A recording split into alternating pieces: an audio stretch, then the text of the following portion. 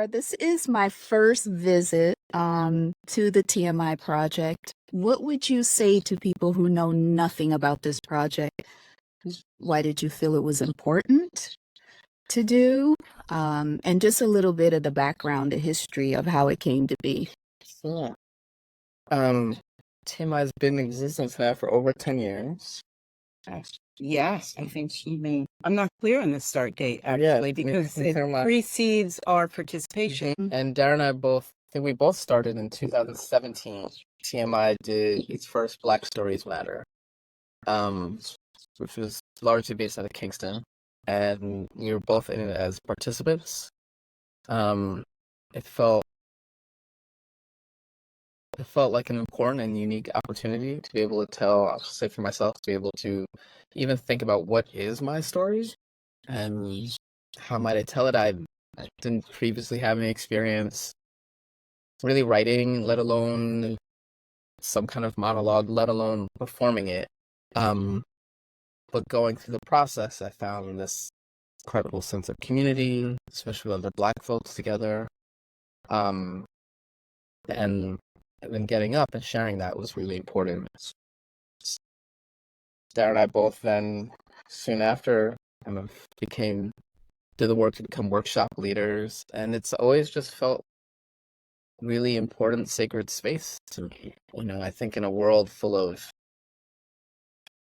truths and half-truths and alternative truths, and like truth is really hard to come by, but like the personal truth, like that's solid. So just hearing somebody speak their story and tell their truth feels like it's probably has always been important. It still is.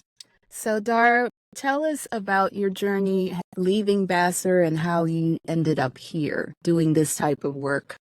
Well, that's a long, circuitous story, but I moved up to the I moved back to the Hudson Valley in 2006, 2007, and didn't really know.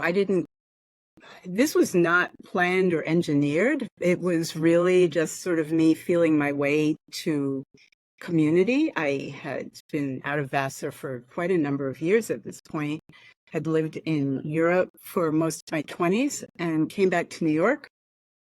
Didn't find community there.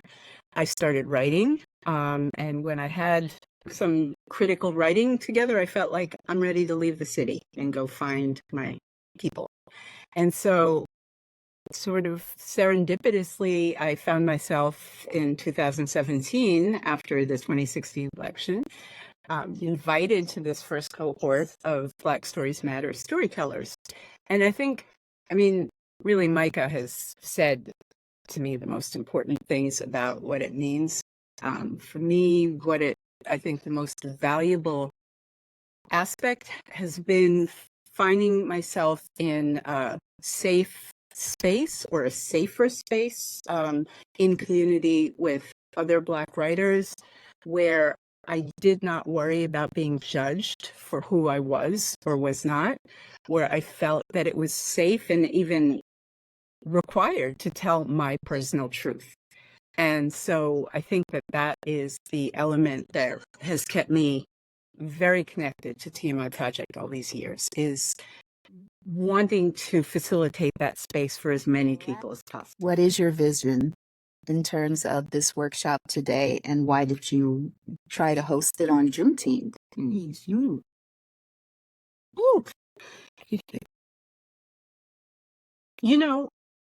I'm going to just speak to this book I've been reading, Soil, by Camille Dungy. It's about a Black woman's garden. And in this memoir, she talks about how space for Black folks within American wilderness, within gardening communities, has not been a given. It has not been it's just not been a given an invited space.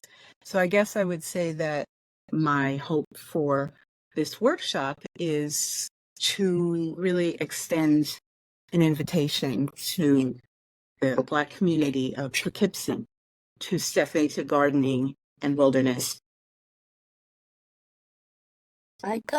Yeah, I mean, I think there's something ancient about storytelling practices.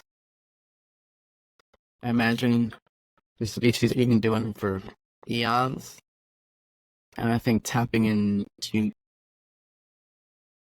ancient wisdom, ancient practices, ancient ways of being